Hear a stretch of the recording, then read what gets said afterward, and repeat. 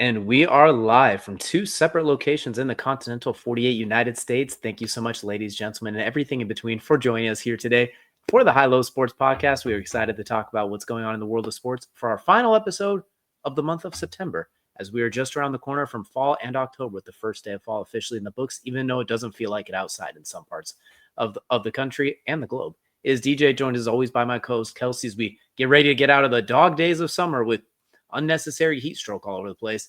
Get into fall, which means a lot of football, a lot of hopefully cozy sweater weather, and some very, very interesting games on the docket for this weekend. Yeah, I never really understood Green Day's, wake me up when September ends storyline until I got older, and now I have to wait through September for it to start feeling cool again. And that's when I really know football started. When we get great matchups coming, when we get in-conference matchups for college football, we get great divisions. Oh, and bye week start, by the way, very coming up soon in the NFL. So, yeah, I get it now. I understand why people want to be woken up after September and not before, because September has sucked. So, ready to move on to the next month. But before we get there, there's a lot we got to get to this weekend. Absolutely. You know what? Without further ado, let's go and jump right into it. We're going to go right into the tip-off brought to you by our good friends over at SeatGeek. Use code Belly Up Sports for $20 off your first purchase for any set of tickets, whether it's a comedy show, sporting event, anything that requires tickets. Get $20 off your first purchase with Belly Up Sports. And we're talking college football, as you mentioned, because we got some doozies to start this week. I won't say it's going to match week one necessarily on paper, because week one had some unnecessarily good matchups for the first week, and I'm still mad about it. But this one's awfully good itself. We got a handful of head-to-head ranked battles and some good ones that don't involve both ranked teams. But for the sake of keeping this episode short, sweet, and to the point, we're going to just focus on the ones that involve ranked teams versus ranked teams. So we're going to go and start with our first one out of the gate. We're talking USC versus Illinois. Undefeated Trojans versus they were undefeated top 10 Fighting Illini until Indiana put an absolute dent in that. So they dropped, you see a lot of spots from number 9 to number 23. You see USC favored by 73 with a 73% prediction, according to the analytics here, expected to win. So that game's still sticking with everybody. Trojans minus 6.5 point favorites. Jaden Mayava, outstanding start to the season, potential award, entering a lot of award races. Altmaier, Fegan, Beatty, some good players for Illinois as well. Kelcey, this is our first matchup we're looking at with ranked teams, and winner of this one, and by winners I mean if USC wins this game, I think that could pop them into the top 20 if they could get by the Illini. And for the Illini, they just want to get that 70 points that they just gave up to Indiana out of their mouth, because it doesn't get much more painful than that. Yeah, look, I was first of all one of the tougher games to watch if you're a fan of the Illini. If you're going for Indiana, though, you probably enjoyed that. But this is one, we always question preseason polls. How legit are these teams that get ranked in the preseason polls? We have all had our conversations around the AP and other polling and how bad those can be. And I don't want to say the Illini were victim to that, but yeah, it kind of was victim to it. They were not favored on the road against a team that was ranked 7 spots below them. They were the dog, and it's like it shouldn't be a surprise that the game ended in an Illini loss. Now the surprise is it was a 70-piece put up there. McDonald's doesn't even allow you to order that many nuggets. Neither does Chick-fil-A. Yeah, can't say I've tried, but I've thought about it. I mean, but it's one of those things with Illinois. You just look at it as like, man, what are you guys going to do next? Like, how do you recover from that when you have had such a comfortable run so far this season? It hasn't been an uncomfortable ride until Indiana, and now USC on the flip side of this. Man, this is I feel like USC. This is one of the few times I can ever say this is an underrated USC team. I've never thought that I could ever say USC is underrated, but it feels like if you're not watching what was Pac-12 football, you're not knowing what's happening with USC. And USC is an underratedly good team. And you look at the stats there. Mayava with 1,200 plus passing yards, it's not far off the top 5 in passing right now. Their team across the board is a pretty darn good team, and they continue to get better. And what Lincoln Riley and the squad is doing in USC is kind of intimidating, especially you look at that matchup predictor.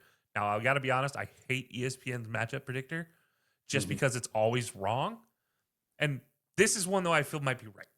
It just feels right, but it's like, this is going to be a tough game. And also, you have Altmaier, who I like, but I don't love in the quarterback position for the Illini. I do like the running backs, but they haven't gotten going this year. So I don't know. I don't know if I feel comfortable about this for either team, but I feel a little more comfortable for USC. I'm definitely going to be taking USC on this one. I think they're going to cover too. I like -6.5. So if they get a touchdown, it's pretty good. I think coming off a loss like that against Mendoza, who had his way, it was clinical. He tore apart. He threatened every inch of the field. Now I got Mayava, who's probably, like we mentioned earlier, might be playing just about as well as anybody in the country when it comes to quarterback play. USC is firing on all cylinders. It's a tough matchup. It's tough to come off a loss like that and not get anything easier. It's really tough. It's like following up those really tough losses like Alabama, Georgia. Then the next week you have to deal with like the Gators or Auburn or something like that when they were at their higher ranked level. So it's a tough feat for Illinois. So I'm taking USC. I'm going to take them to cover in this one. I feel comfortable. I'm not touching the over though. I think if it hits the over, that means it's going to be a one-sided beating with the Trojans swinging the hammer. I think it'll be 28-23, 28-21, not 23, sorry, 28-21, something like that. Like the Trojans will cover. I think they'll be up comfortably. The line out close the gap a bit, but I'm going to take the Trojans to win and cover. Yeah, that just makes sense. By the way, I just want to throw out that I said Mayava was close to top 5. He's number 6 in passing yards. He is ahead of John Mateer, who was everybody's Heisman favorite going Not into anymore. last week. Yeah, obviously not anymore. But he's ahead of guys like Taylon Green, Dylan Raiola, Kevin Jennings, Joey Aguilar, just to name a few. So pretty good season. He's turning out, and they're only 21 right now. So yeah, could be a matter of time. This to me, I'm with you though. I feel like this is easy money line USC. The spread, I hate 6.5 point spreads, and you know this because we've talked about this. But I always get burned on 6.5 point spreads. It's just never fails. It'll be 6 points or it'll be 7, depending on which way I bet the spread. So I don't touch the spread, but I will go money line here. USC, I'll just go outright win. It doesn't feel uncomfortable to say that. Well, if you hate 6.5 points, you're definitely going to hate this next one. So we're going to switch now over to the Lane Kiffin Bowl, and not even really the Lane Kiffin Bowl. We're calling it the Kiffin Bowl at this point because, well, if you know, you know. As we do see LSU ranked number 4, Ole Miss ranked number 13, but the predictor has Ole Miss 73% to 26% over LSU. If we look at the spread, though, the Tigers are slightly favored at -1.5 is what it opened at, but now they're underdogs at +1.5 with an even money line. So basically, more or less, it's even, it's leaving. Whoever, you just pick who you want in this one, but this is one heck of a matchup. Garrett Nussmeier, one of the premier quarterbacks coming into the league that everyone was coming into the season, everyone was talking about. He's been fine, hasn't really lit it up, but at the same time, I think he's been fine. Operationally, he's been good, but statistically, not really there. LSU's been winning ugly, and their best win of the season doesn't look so good right now, unfortunately, because the other Tigers did not hold up their end of the bargain, the ones in South Carolina to be exact. So I'm curious what your thoughts on as far as Ole Miss has started to look really good too, and they keep churning them out. I don't know how they do it. Ole Miss just always seems to be right there in those teens, no matter who they lose, who goes to the league. Lane Kiffin's got a system, and he can just plug and play them every time. Yeah, Lane Kiffin took a page from Saban when he was there. And I'm not going to take anything away from what Kiffin does either. Kiffin has always been a pretty darn good recruiter, even back to his days at Tennessee. The guy knows how to bring players to him. Now, what he's evolved since being at Alabama with Nick Saban is he has learned how to actually coach these guys up and keep them longer than just the 1 or 2 years he was doing before. You look at this list. Kawan Lacey, by the way, leads the nation in touchdowns right now. Rushing touchdowns. Absolutely fantastic. Chambliss is a guy where he came in to the program and won the job after Jackson Dart. And that's something impressive to do. And he's going up against what is everybody's number 1 quarterback in Garrett Nussmeier, who has not looked like the number 1 quarterback going into the draft next year. Not necessarily to his fault, though, if I'm being honest. One of the interceptions was egregious. One of the interceptions I can't really blame him for. But the 6 touchdowns, okay, cool. The 962 yards, all right, cool. You're good for top 50 in the nation. But number 1 quarterback level shouldn't be doing that. And also, I don't know whether I can blame that on Kelly or blame that on Nussmeier. I don't know. But I'm going to always take the option of blaming it on Kelly because that's just the right what answer. I do. Yeah. I like the LSU team, but I really like what Kiffin and Ole Miss does. And by the way, Lane Kiffin's commentary on the game Take the over, just flat out saying take the over. Love it. I will listen to him in that one. I'm taking the over for this game. So, yeah, that's what I'm thinking. I'm taking the over, but I also really do like Ole Miss to win this. We're in agreement on that one, taking the over. I'm also going to take the over on Weeks' tackles. If you know, you know. But I think I'm going to take LSU on this one. I think it's going to be ugly. I think it's going to hit the over. I do think they're the weird team that feels like they play at the level of their opponent, which is why I think they've looked kind of crappy so far. Why they looked weird against Clemson, who we thought was a huge win, but it turns out Clemson is terrible. And, well, all right, that's an insult to terrible. But they have some work to do. And I think Dabo Swinney's well on his way to being the next Virginia Tech head coach at this point, but I digress there. I'm going to take the Tigers to win an ugly, weird one. I think that Smart will be able to. It's weird because he doesn't quite have the targets, the weapons that he had last year. I think the offensive line's not as strong. I think that's where a lot of the missing is. But I still think he's done a lot of things, quote unquote, quarterback play wise well. So I'm going to take them to win that plus 1.5 spread. I might just take that 1.5 spread just because if they lose by 1 point, I'll still be good because because that's how I feel about this one with an even money line. The numbers are close enough. You can pick any one of those that you feel comfortable with, really. But I'll take LSU to win for no other reason than at least we have a different pick on one of these. Yeah, no, that's fair. By the way, the run game for Ole Miss, we talk about how they keep churning it out. I don't know how Ole Miss continues to churn out all these great running backs that do really good in college because they've had like 6 quality running backs come out of Ole Miss in the last 7-8 years. It's impressive to watch.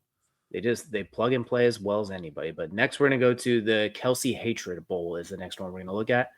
Alabama taking on Georgia, the game that put Ryan Williams on the map, and, well, the only game that really put him on the map now in hindsight when we look back on it. But a very split, but surprisingly, honestly, considering how Alabama started the season, a split trip predictor, 55% for Georgia, 45% for Alabama. We see the numbers. The spread's a little bit interesting with plus 3.5 for the Tide as underdogs, and then Georgia minus 3.5 favorites. We know the numbers. Simpson, Alabama. Rough start, had a couple of big games in there. Riley, Bernard, we talked about Ryan Williams when he's out there. Georgia, the no longer Carson Beck or Stetson Bennett era after 30 years of those two taking the helm. We now have Gunnar Stockton out there. Pretty solid season. Georgia's been efficiently winning. They're ranked number 5. They've earned the spot. They haven't really blown people away like we've grown accustomed to with the last few years of dogs, but they've still been very effective. I guess that's what happens when the Eagles poach your entire team over the last half decade. But I would say this is a very interesting matchup. What only worries me is the Kirby Smart versus Alabama thing. I don't know what it is. I don't know why, if it's like, even with this being one of the worst Alabama teams we've arguably seen in recent memory, that you can't quite get that out of the back of your head for some reason. At least for me, that's the one thing that draws concerns. Otherwise, I'd say Bulldogs without a hesitation. Yeah, it's funny with Gunnar Stockton at the helm with Georgia. You'd think maybe this team would change identity offensively. It hasn't. It's the same offense. It continues to be underwhelming. If you're talking nationally ranked, you're looking at 39th in the FBS. Passing is still 81st in the FBS. It's not top 25. Rushing is still top 20 because that's what Georgia does. And their scoring is still 39th because they beat you down with a great defense because that's what Kirby Smart does. On the flip of that, Alabama is middling in everything. And that makes me nervous for Alabama.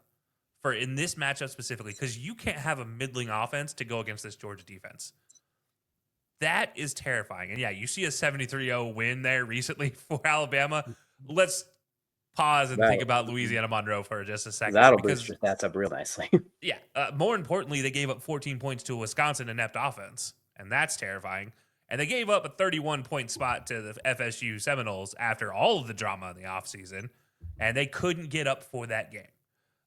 Georgia is a game you can't just not get up for. You have to come in and you have to be ready to win. What does make me nervous on the flip side, if you're Georgia, you're coming off a big win in overtime, emotional toll against Tennessee. That always has a impact on your next game. There has yet to been a game that goes to overtime that the next week they don't struggle, at least in the first half.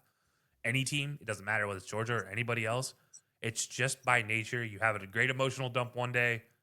Within 7 days, you're not going to totally be ready to have that same emotional dump. So it's always tough at the beginning of a game, but can they get up? Kirby Smart knows how to get his guys up. I keep saying Kirby Smart for a reason, and that's because Georgia in this one is my pick. Money line. I don't like the 3.5 point spread in this either. I don't like single point spread. Like, don't give me single digit spreads. These are rough. But yeah, I'm gonna go money line Georgia. If I do anything, it's going to would be like the over on this one as well. Or no, sorry, the under, because Georgia's defense seems a lot better. So Georgia winning under on the 52.5. I would say you're taking the over on this one. That's awfully Yeah. ballsy of you. I mean, I know those 9 touchdowns look really nice, but let's count of how many of them came in that 73-0. But I'm in agreement with you. I think I'm gonna take Georgia to win, but I like Alabama to cover 3.5 because if they lose by a field goal, I'm good. I feel like this could be the weird game where maybe they're down by 10, score a touchdown, they lose by 3 or whatever it might be. So they play really close, and if Alabama finds a way to win outright, I still get credit for it. And it would be the most chaotic thing if Alabama did win, because then the Tide would be like, we are so back, Georgia's back, we can't get anything. It would just make the SEC even more chaotic. So I would almost prefer that, but I don't know if I put money on them to win money outright though. If Alabama wins, we've seen it before in the SEC. They will be so chaotic, you will have a 2-loss potentially winner of the SEC. And that's a crazy thought when you consider everything that's happened in the playoffs. We could have a 2-loss, because if you look at the SEC top to bottom, yeah, right now there's 5 teams that are undefeated, 6 teams that are undefeated in division. One of them is Vanderbilt. That's not going to last. One of them is Missouri. That's also probably not going to last. Oklahoma snuck by. Last. Yeah, Oklahoma snuck by on a should have been called penalty. It wasn't called. Anyways, we're going to keep that moving. They don't have a quarterback anymore. That's not going to last. Ole Miss LSU will not last because one of them will lose this weekend. Or at least a tie. No, can't tie into college football. That's the great thing about college football. Let me just speak it into existence. Let me just speak the chaos into existence. It doesn't have to be factually accurate. So we could literally leave this weekend with 2 undefeated teams in the SEC. I doubt it's going to be the case, but we could leave that. And that just means Georgia would have to win out, or Ole Miss or LSU would have to win out. And that's a crazy thought when you look at the SEC. So, yeah, I mean, if Alabama wins, what is going to happen in the SEC? I don't know. But it's not going to be a fun watch for any SEC fans as I slowly hide the Auburn towel behind me. I, for one, am all for it as a neutral observer. But now we got to get to not the last game time-wise on the docket, but the best one. In our opinion, I think we both agree is the best for last. We got the number 6 Oregon Ducks take on the number 3 Penn State Nittany Lions. Drew Aller versus Dante Moore. Basically the competition for the Big Ten outside of Ohio State on the line. See Dante Moore having a phenomenal season. Drew Aller, bit of a quieter season. He's been very, very efficient. They've been beating the brakes off a team, so he hasn't had to do much because they haven't really played anybody yet. The running back core, Allen and squad, probably the best running back room in the country. What a game we have here. This is one of the best running back rooms in the country. Like, it's up there, I'll say. But it's – and then you look at the spread. I'm surprised that the Ducks are getting 3.5. I thought this one would be like a 1.5 too. So I'm surprised they had that many points in it as a difference. Over under 51.5. I'm going to say right now we are taking that. I do not care because when these two teams played last year, they hit that in the first half. So we are definitely taking that for sure. This one's interesting. I know the talk is definitely on the quarterback play for obvious reasons, but I am also really curious to see which one of these teams is going to control the offensive and defensive lines, because they do have they got some horses out there on both sides. So I'm curious who's going to control the trenches. Yeah, the trenches are going to be interesting. I'll also throw in the fact that you look at these linebackers, these guys cover the field on both sides. One has 27 tackles, one has 22 as the leading tackle getters. There's also a guy that has 12 and 14 on both teams. So it's not like there's just 2 dudes going out and tackling now. They are just getting everywhere, but there's also another linebacker on both teams that are just ranging, and that's going to be tough to try to handle if you're an offensive line. So that's really where you talk getting to the next level as an offensive line. How's that going to help you? That's going to be the situation you look at is like, all right, well, offensive line, you don't just have to block that defensive line. Now you have to get to the second level and slow down these linebackers from getting to a Dante Moore, from getting to a Lamar, from getting to an Allen, from getting to Drew Aller, whichever side you're on. It's always the question. Both defenses are surprisingly good. Dan Lanning, I say surprisingly, but that's because everybody looks at Oregon and thinks offense. Like, you look at Dan Lanning and what he's been doing since he got there. He hangs his hat on defense first. It's not always pretty, but it's effective. And then on top of that, he has explosive offenses. Dante Moore is the perfect example of that. Bo Nix, go through the list. Dylan Gabriel. And then on Penn State side with James Franklin, there's always the question of Penn State, can they win the big one? Well, regular season big ones, they tend to do pretty good. It's the postseason big ones that they tend to struggle with. They did win a playoff game last year. Does that mean you're not going to do it in the regular season? I don't know. It's a lot of questions to me from Penn State, more so than Oregon. I like everything Oregon's doing. This feels like an Oregon win just because early season Oregon is a tough thing. I know you have to go into Happy Valley and try to win this one, and it's probably going to be a wideout, but I trust Oregon to do it. I'm very curious. The one thing that does concern me with Penn State too is this is the first real team that they've played, quote unquote, like the first. It's that first one where it's like, oh, we got some competition. Somebody where you look at, like when we take a look at their last handful, Villanova, FIU, Nevada, like they've got some nice. Granted, Oklahoma State, Oregon State, Nevada, like it's not like it's much different here either. So neither one of them's really had. They haven't had exactly how do I want to put this nicely? They haven't had somebody that's in their weight classes, how we will put it.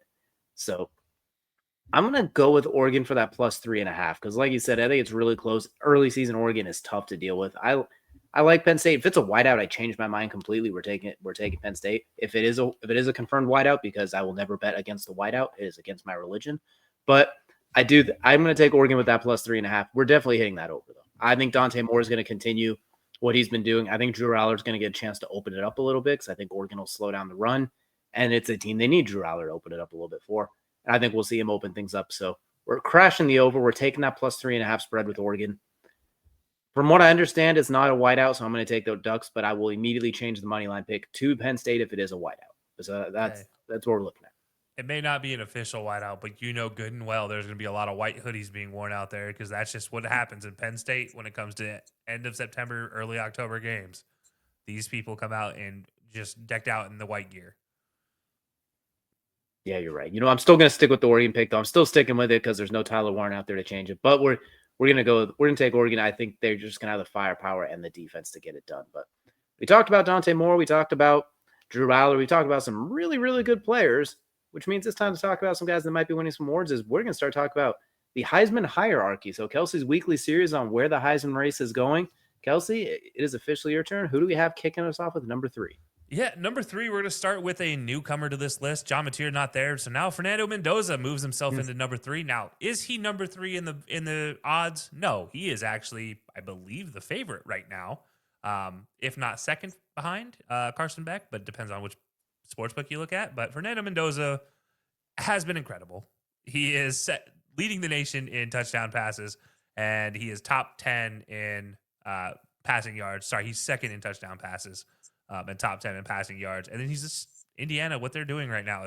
Can we continue to look at this team and question whether they're not a quality team or not? Because Cignetti has this team playing quality football time and time and time again. And since Michael Penix was on the field as a quarterback there before he went to Washington, people forget.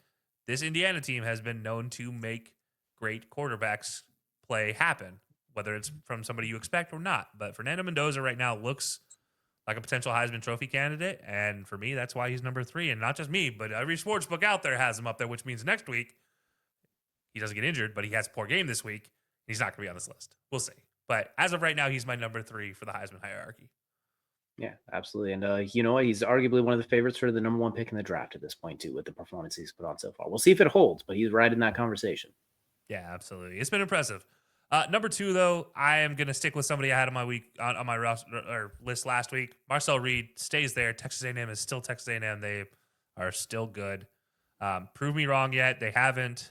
This week, going up against, well, you see this towel in the background. You already know it's going up against Auburn, and I honestly am terrified for this, that I'm going to see Marcel Reed running up and down this field. And look, he's proven time and time again that he can be that guy. He's won some big games. He's won some close games. And this team has been tested. That big win in Notre Dame, comeback win in Notre Dame. Utah State team, which is not like a huge win or anything, but when you consider what we all thought Texas A&M was, to win by 20 there is an impressive win. And they beat Texas San Antonio, which, congratulations, that's your opening game. Everybody just getting through opening week is always good. But Marcel Reed has continued to impress. So yeah, I'm gonna keep Marcel Reed up here until proven otherwise. If they lose, though, hey, all right, there's gonna be a newcomer. If he has a great game and they still lose, maybe there's not a newcomer. We'll see. But as of right now, Marcel Reed's number 2. Yeah, well, now I'm curious who you have at number 1. Yeah, number 1's not going to surprise anybody. We just talked about Oregon, Penn State. Dante Moore is my number 1. He's still there until proven otherwise. He still looks to be the most exciting quarterback from the Heisman race, healthy quarterback in the Heisman race. Obviously, this is still week 4, though, so this could change really this week with Penn State. Who knows? Drew Aller could have a great game and completely usurp Dante Moore up here. It just feels like with Oregon, they continue to just win, and until you can beat the team, can you really say that their number one player is not a Heisman Trophy candidate? I don't think so. So that's why Dante Moore goes up here. At number 1, until proven otherwise, Dante Moore for my Heisman hierarchy. Can't really argue that. The stats kind of show it as it is. There's not really any running backs or receivers that are tearing apart the league either. So that I think right now, Dante Moore and Fernando Mendoza are 2 mandatories to be in here at 1, 2, or 3. Marcel Reed, you can't really argue with it either. He's had arguably the best moment out of everybody so far as well. Like it's early and there's some interesting spots in it for sure. But I think Dante Moore is definitely the clear favorite, at least in my eyes as well. Yeah. And look, everybody who's going to complain I don't put Carson Beck up here, tell me why Carson Beck deserves to be up here, and I can have that conversation. But until proven otherwise, his receivers are putting him here. His running backs are putting him in the conversation, but they're not putting him in the top 3. He's not winning these games. He's not doing what Mendoza is doing. He's not doing what Marcel Reed's doing. He's not doing what Dante Moore is doing. Carson Beck is relying a lot on the athleticism and the talent of his other players, and that's why I have not put Carson Beck in this list. I will amend my list to put Carson Beck up here, though, if he proves me wrong. Yet he has not. So, sorry, Sid. Hey, we got plenty of time left in the season. We'll definitely see what happens. Let us know down in the comments below who your Heisman hierarchies are. Who do you all have in the top 3? Is it the same? Is it different? Or is it the same guys but in a different order? Be sure to let us know. But that's going to wrap it up for the tip-off, which is going to take us now into the main event. And for the main event, we are heading from college to the league as we are going to be talking NFL football. And it's getting a little bit testy right now. It's good. Things are getting a little bit panicky for some teams as we're roughly a month in. So we're going to go through a handful of teams, a handful of topics. We're going to see where our panic meter is at. So first one we're going to start with is the Houston Texans, specifically the offense and CJ Stroud. And the lowest scoring team in the NFL. As of right now, they have scored less points than the Titans even. The Colts kicker has more points on the season than they do. CJ Stroud has, I believe, 2 touchdown passes on the season, if my math is correct. Maybe it is 3 now. They have looked honestly absolutely terrible watching on offense. Defensively, they're still good, but after a while they get worn down if they play a semi-decent offense. It's rough. They're now 0-3 taking on the 0-3 Titans with a 3-0 and a 2-1 team in their division right now. My panic meter on this scale of like 1 to 6 is what it looks like with the things we have for those watching the video where it's really green, then it gets really red. You know what? The arrow is actually pretty indicative of where I have it. It's just at the top end of light red right below, oh gosh, panic code DEFCON red. If they lose this week, the season's over. Like, I know we joke about how terrible this division is, but you have a first place schedule after this. Like, you can't be 0-4 and a 2-3-1 teams at the top of your division, arguably at the end of this week, give or take, however it plays out. You can't be 0-4. The season's over at 0-4. So it's pretty much DEFCON figured out, got to score 28 points this week. Yeah. First of all, if they score 28, they're going to be more than having they're going to be 10 points away from getting to their season total for points. The only positive is between them and some of the other teams that are also still 0-3. They don't have as bad of a point differential as the other 3 AFC teams. So 4 total. So the other 3 undefeated or winless AFC teams, they only have a minus 13 point differential, which means the defense is good. Fortunately, it means the offense is that bad. It's not great. They have scored the least amount of points for any team in the AFC, which is not a good stat to have when the Cleveland Browns exist. But yeah, it's one where you question a lot of what's happening offensively for this team. It's not just coaching. It's not just the quarterback. It's a lot of factors. Who's blocking, who's running the ball. It's nothing to go against Nick Chubb, but like Joe Mixon was a huge loss. We talked about this preseason. It's been a huge loss. On top of that, you question what this team was going to do without every superstar healthy in the receiving core. And right now, Nico Collins is on an island by himself being double teamed, and CJ can't find him because he can't stand up long enough. So it's a lot of panic on the offense, and I don't know if it's getting any better, which scares me. If they can figure it out, though, their defense has carried them. I don't think it's DEFCON 6, according to this panic meter, but I'd say we're at a quality DEFCON 4 right now. I say it's the light orange, not quite yellow, not quite dark orange. But it's worrisome for sure.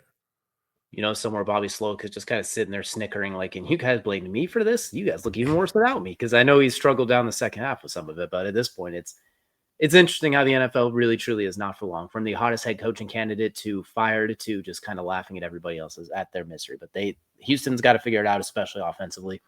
They got to figure it out.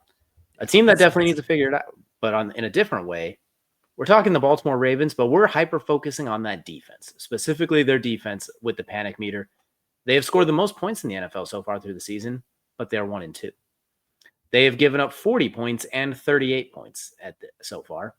And then 17 against the Cleveland Browns, which is almost feels like giving up 30 because, like you mentioned, the Cleveland Browns. So, I mean, so in theory, you could say it feels like they've given up 30 every week. And even in that game, some opportunistic takeaways kind of really shifted that. The block punt, the fumble recoveries, and things like that really kind of shifted it so they could up that point scores. But they can't stop a nosebleed, it feels like, defensively. Like they've turned into tissue paper. So for me, panic is, considering the expectations for them, and they have the Chiefs coming up and they have to get through this one, we're going to put them at the very top of the light orange, maybe the very bottom of the light red, like basically 4.9 to 5.1 out of 6. Because they're lucky their division stinks right now. They're lucky Joe Burrow's out and Jake Browning's clearly not looking great. They're lucky the Browns exist. And the Steelers we'll have to see once we get past October, because we know the drill. Start 6-1 and then finish 8-1 or whatever. So there's some lucky. I'm gonna say we're gonna go on this panic meter we have. We're gonna go like 4.9 out of what I guess would equate to 7. How I did the math, but it's worrisome just because of how easily teams are scoring on them. Yeah, no, I understand that.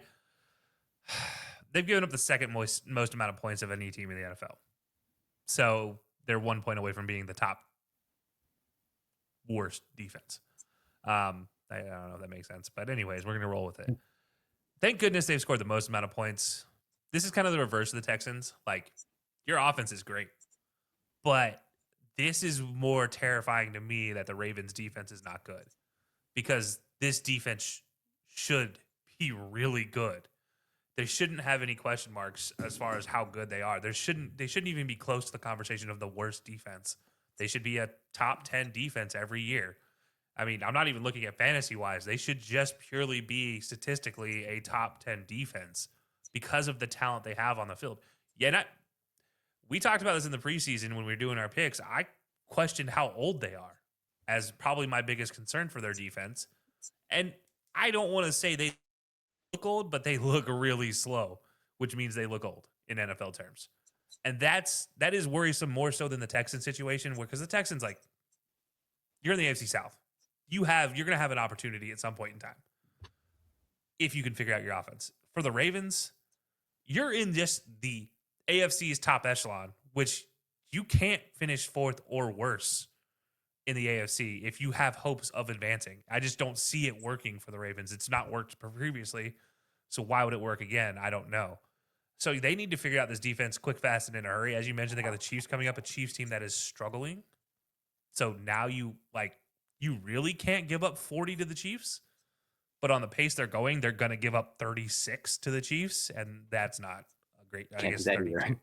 Yeah, 32 points is what they're averaging per game given up. So it's not great. Obviously, a little bit is blown out of proportion because of what happened with the Bills game, back and forth, and then the Bills just took off. But the Lions game didn't help, and that's it's going to be rough sledding for the Ravens. Obviously, the mistakes that have been made offensively look 10 times worse because their defense is so bad, and that's just not going to help. So that's why this one is a lot higher on the panic meter to me. I'm going to go a 6 on this one out of 7. This is a lot more terrifying than I think it should be, but it really is defensively, because that's what you hang your hat on. And what's worse too is when you're losing to the Bills, that means you are vying with that team for playoff position, because you are a Super Bowl or bust caliber team. So let's say you both finish, say the Ravens get rolling and you both finish 12-5. Well, now you're going to Buffalo. Now you're going to Highmark in January, as opposed to if you would have taken care of that 16-point lead in the fourth quarter. I think that's the part that's really worrisome. And then if they lose to the Chiefs, you're 1-3, and that's another team you won't have a tiebreaker with that we expect to be competing for January. Granted, Chiefs got to get their crap together too, but you know what? They get a little more benefit of the doubt at this point based on the last 6 years. So we talked Ravens. Let's talk about let's go to a head coach for this one specifically. Brian Dabolls, head coach of the Giants. 0-3 to start the season. Have not scored a touchdown out except against the Cowboys so far this year. After Russell Wilson's should I call it antics or tomfoolery? Or I don't know what to call it when you throw the ball out of the end zone 4 straight times when you're down by 2 touchdowns, including on a 4th and goal. You're not even throwing a catchable pass. You are forced to bench him at that point. At that point, you can't put him back out there. He has yet to score a touchdown except against the Cowboys through 3 games. But you go into Jackson Dart. Not only that, you have put him in against the Chargers. You couldn't have waited one more week so he could have his first career start against the Saints. Couldn't just let Jameis go out there for 1 week against the Chargers and deal with that. He's already on one of the hottest seats in the league coming into the year. I am putting this one at DEFCON full red. This is at the very top. If they get destroyed 47-0 this game, he might not even get to see that Saints game. I think the ice is incredibly thin.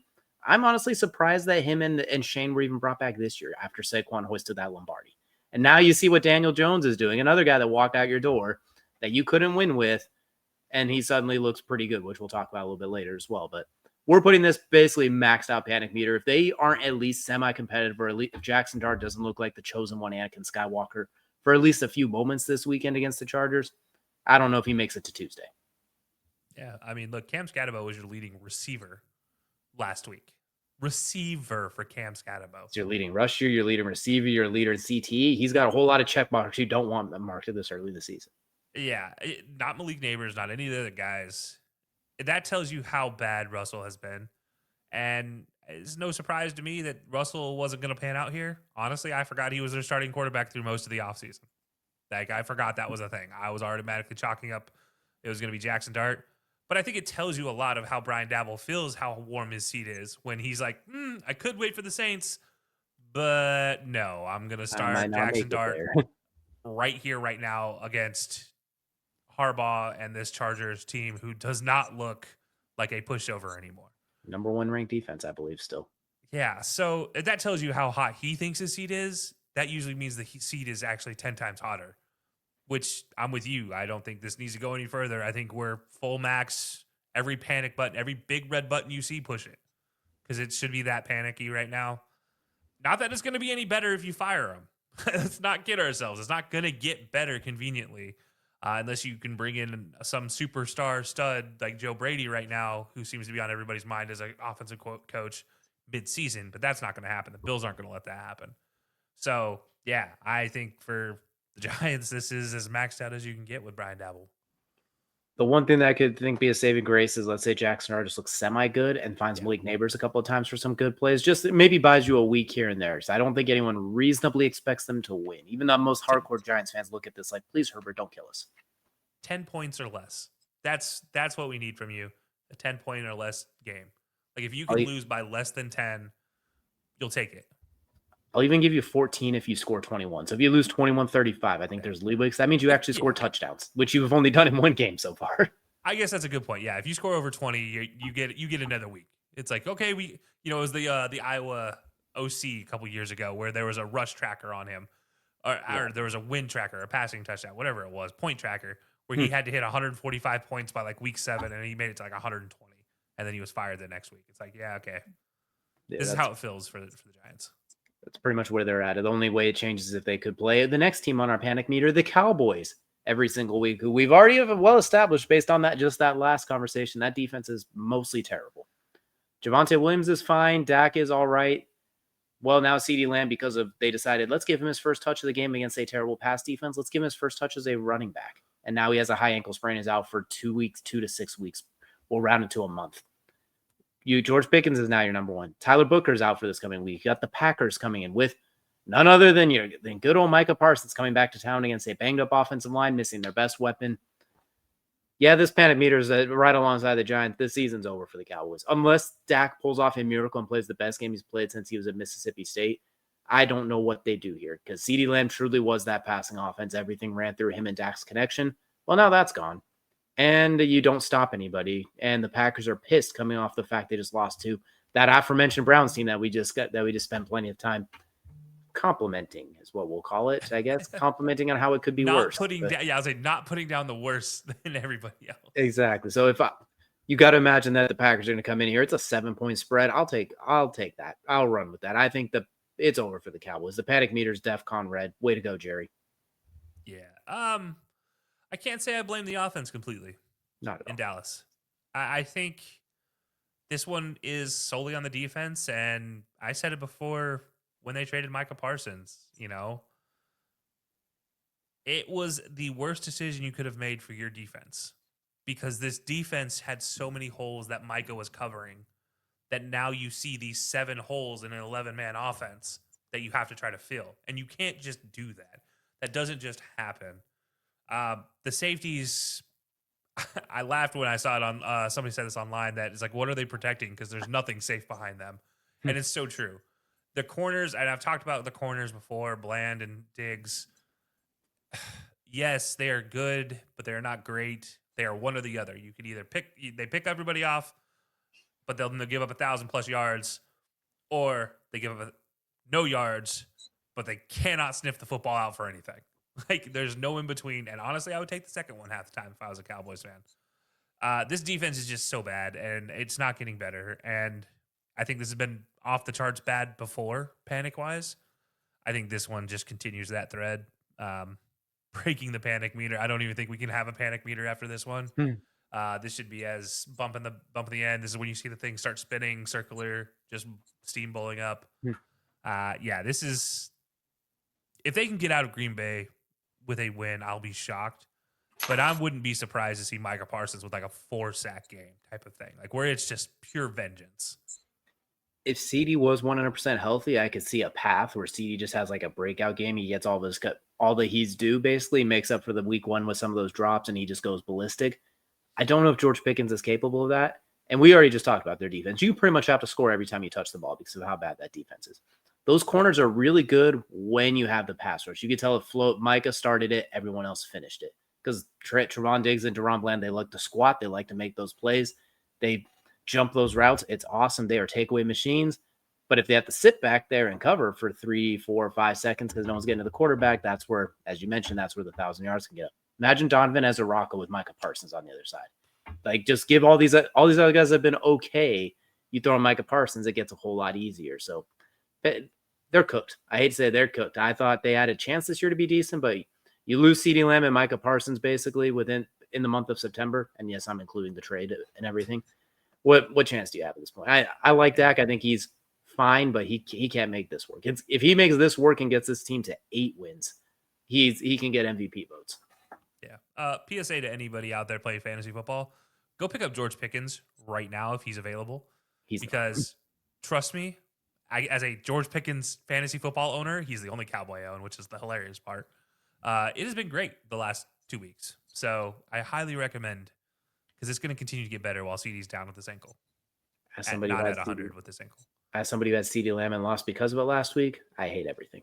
That's all. That is my PSA. That is my TED Talk. Or go get Jake Ferguson if you need a tight end. Yeah, and I was going against Jake Ferguson last week, so that was if you counteract what the projections were, that was about a 35-point swing. So I lost 20 from CD, and Ferguson beat his by 15. So needless to say, I hate the Cowboys and everything right now. But we're not here to talk about my panic and pain-o-meter, because we'll be here all day. We're going to talk about some good football for a change. We're going to talk about the MVP ladder now. We're not panicking anymore. We're talking about some guys in the lookout for some hardware. And out of the gate, we got a change at the bottom of mine. The Bake Show Baker Mayfield hitting number 3. It's contested. That 3rd through 6th spot are very, very, you could mix and match them so much. 3 come from behind victories now. No turnovers. I believe he's right. I think he's at like 6 or 7 touchdowns on the season, right towards the top. 6. There, 6 touchdowns. He's right there towards the top. He's moving the ball. I'm sure he blew out his ACL, but then CJ Gardner-Johnson tried to talk trash, and he had Wolverine healing powers that brought that knee back to normal, so he can get up and talk trash back. And I don't know what it is, but Baker's cooking right now. I got him at number 3 in the MVP race. They're not even healthy yet. Tristan Wirfs isn't healthy. The offensive line's banged up. Mike Evans has his 7th consecutive year with a hamstring injury. Now, it's not just the 1,000-yard streak. He also has a streak with hamstring injuries in the season. We haven't seen Godwin yet. Baker's been outstanding, so we got Baker at number 3. Moving at number 2, I can't believe we're about to say this, but we got Daniel Jones sitting at the number 2 spot. 3rd in the NFL in passing yards. 3 touchdowns passing, 3 rushing. Since they're the 2nd leading scoring team in the NFL, right behind those Ravens we mentioned. I know that they had beat the Dolphins and the Titans, who are both 0-3. They beat Denver, who we'll see how good of a win it is. Like, Denver's going to be weirdly competitive. I think they're better than their record shows right now, but Dan Jones has been spectacular. No turnovers, running the offense, the highest scoring. They've punted once. They've punted once this entire season, which just goes to show how effective he's been. They get in the goal to go. The Colts are basically like the Eagles at this point. Very efficient offense, explosive leading running back, quarterback who gets QB sneak touchdowns, and number 11 who sometimes makes some big plays in a ridiculous offensive line. Daniel Jones gets the number 2 spot right now. Just they've earned it at this point, and it could get really clustered. But at number 1, holding strong, we still have Justin Herbert leading the NFL in passing yards, right up there in touchdowns. We talked about the huge win. They gave him 3 divisional games to start the year, which is kind of diabolical by the scheduler to do that, where they have 3 AFC West games back to back to back. Won all 3 of them. Ridiculous throw of the year, arguably around Nick Bonito in his face to hit Keenan Allen running away from sticky coverage like that. He's been sensational. Madison Beer, Jim Harbaugh, they have transformed this man. He is a force to be reckoned with. He's going to hold the number 1 spot. There are some obvious omissions to this because I only have 3 spots, and there's probably 5 to 7 other guys you could throw in statistically. I know Lamar statistically is amazing, but I can't really put 1 and 2 in there. I just can't do it at this point. He's been outstanding, but there's been some inflation in there. Josh Allen is obviously awesome. The downside for him is Baker Mayfield was also awesome, and it's going to rotate a lot. So you can even throw Jalen Hurts. You can throw Jonathan Taylor in there, leading the league in rushing and just had a hat trick. So it's a competitive race for MVP, but we're going to stick with this one for now, and I will guarantee you it won't look like this next week because of how teams have been playing. Yeah, I like it. I think Baker needs the nod for MVP. MVP is the most valuable player. He has led 3 come from behind victories. I don't know if there's a more valuable player. Oh, wait, except for Daniel Jones right now, who has the Colts running like a well-oiled machine. And Justin Herbert, who leads the league in darn near every statistical category for a quarterback. 6 touchdowns as well along with Baker. Yardage is just well above everybody else. 860 yards right now. Averages 8 yards a carry, 280 or 8 yards pass, 286 yards a game. It's been impressive, top to bottom for Justin Herbert so far this season. A team that we expected to run the ball 24/7, and Absolutely. they're just slinging it. It's great to watch. So I like what your list is. And on top of that, Justin Herbert's also been able to close out some games too, like the Chiefs game, that scramble. We talk what he just did against the Broncos, that he's able to close out those games. So he does have the clutch factor on top of it. And I still can't get over when Najee Harris's Achilles explodes 2 inches away from him. He just jumps over Najee Harris's dead body and throws a dart for a completion. Cold-blooded killer in Justin Herbert. But this is what we're looking at for a current MVP ladder. I am willing to bet all of the money that I have, all 37 cents of it, that it's going to look a little bit different next week when we get into it. But this is what we're looking at. Let us know down below who you all have is in your MVP ladders as well. So that is going to do it here for the main event, which is now going to take us into Kelcey's favorite part of every show, and that is, of course, crunch time. And for crunch time, we got a little bit to look at here, Kelcey. So, Kelcey, crunch time is all yours. How are we feeling, sir? Yeah, doing all right. Normally we would do a coin flip here, but I'll be honest, I think I got more pressing things I would like to discuss first and foremost. If nobody heard the news recently, Rudy Johnson recently passed away, former Cincinnati Bengals running back, former Auburn running back. It is September, and you've heard me talk about this before. It is Suicide Awareness Month, Suicide Awareness and Prevention Month. And I just want to throw this out here that if you or somebody you haven't touched base with them, you haven't talked to them recently, just reach out, say something. It's a prevalent thing in sports, especially football, CTE, everything we know about concussions now. It's a lot to learn here. But I just, as a person who's had plenty of concussions, as a person who has my own struggles I deal with every day, hearing the story about Rudy Johnson, somebody who I've met many times before, it hurt more so than anything else. And it's not for like a situation where, I knew him well. I didn't know him well. But it's the fact that, he played, I played, you played. How many people have played football, gotten undiagnosed with concussions, who don't have the assistance of some people, and they're struggling right now. So I just want to say, if you know somebody, you yourself are struggling, reach out. There are tools available. Hate to end it on a somber note again this month, but it's until we're at 0, our job's not done here, and it's got a long way to go until we're at 0 suicide deaths. So this story just brought it back to the forefront. Couldn't happen during a worse month situation where we have already trying to put highlight on suicide prevention, but it brings a bigger fight into the world. It's not all politics in this world right now. We need to focus on each other and being okay. So yeah, just reach out, say something, tell somebody you're there for them. So that's all I got today. Absolutely. Always be sure to check in on your people. If it's the people who seem the least concerned that you should be least concerned about are the ones you could be most concerned about sometimes. It's not always black and white. It's not very easy to see, but we do appreciate y'all so much for checking in with us. We appreciate y'all here for the Sports Talk. Be sure to come out, join us again next week and follow us on all of our socials. And of course, check out on Sunday, DJ's Best Bets. Hopefully we can not get screwed by block field goals this week, among many other things, but hopefully we'll be back and get ourselves some winning some money, but we'll see you all again next time.